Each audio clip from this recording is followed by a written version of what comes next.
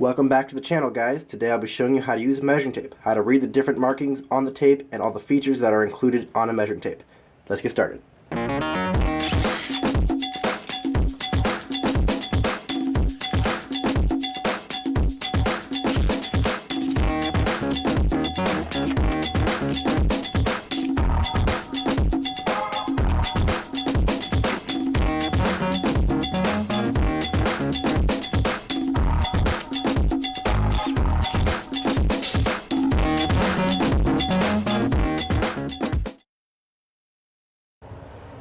Taking a look on the casing, you can notice there is a finger hole here to use as you extend and let go of the tape. On the reverse side of the belt clip, there is a lock for the tape measure itself. And the base of this tape measure, it says here it's 3.5 inches, so when you're measuring, you can take into consideration that this section here, from back to front of the tape measure, is 3.5 inches. On the back side, there is also a lanyard hold for ease of carry. Alright, so here we're going to look at the markings on the tape measure.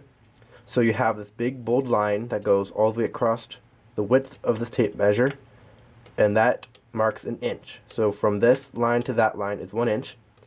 But then in between the inch, you have these different lines. You have the small, medium, large, and extra large line.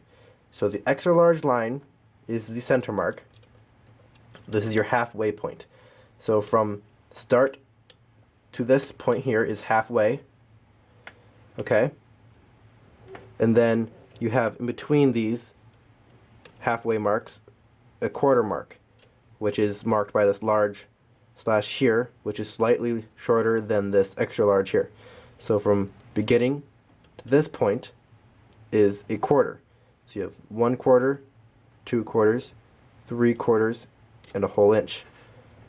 And then again, this is 1/2 inch from start to the halfway point. You get your quarter, and then in between the quarter line is your 1/8 inch.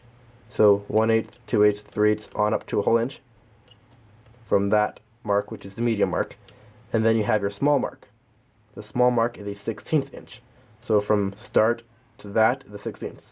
So you have 1/16, 2/16, 3, 4, 5, all the way on up to a whole inch.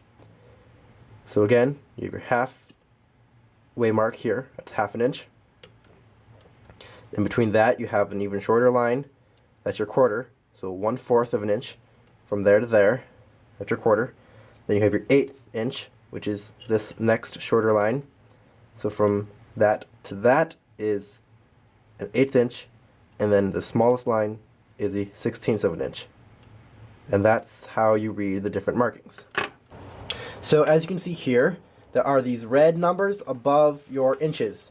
Now this starts after the 1 foot mark, and these are your additional inches after the 1 foot. So as you can see here, this is 1 foot 4 inches, 1 foot 3, 1 foot 2, 1 foot 1, and it goes all the way up to the end of the measuring tape.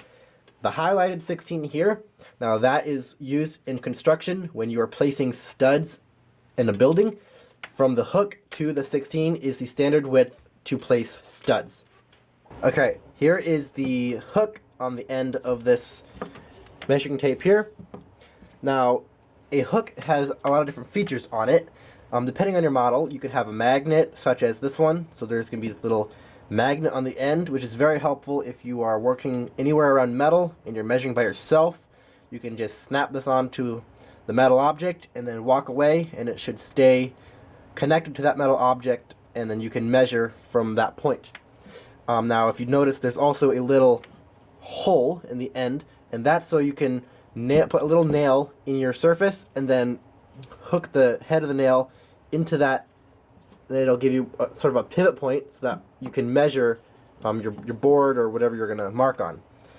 Now most of the measuring tapes will have a jagged edge where it's squared off, and that's just so you can make your mark, and then if you tilt it on its edge, you can go back and forth and press down and score a faint line that you can use when you go to cut that board. When you're using the measuring tape, you can see that the hook will move in and out a slight amount. Do not worry, that is intentional, because when you're measuring with a measuring tape, you can get either an outside or an inside measurement. So when you're doing an outside measurement, you will pull the hook and that will pull it out a 1/16 of an inch. When you're doing an inside measurement, you push it and it goes in a 1/16 of an inch to compensate for the width of the hook. Thanks for watching this video. I hope you enjoyed it. I hope you learned something. See you in the next one.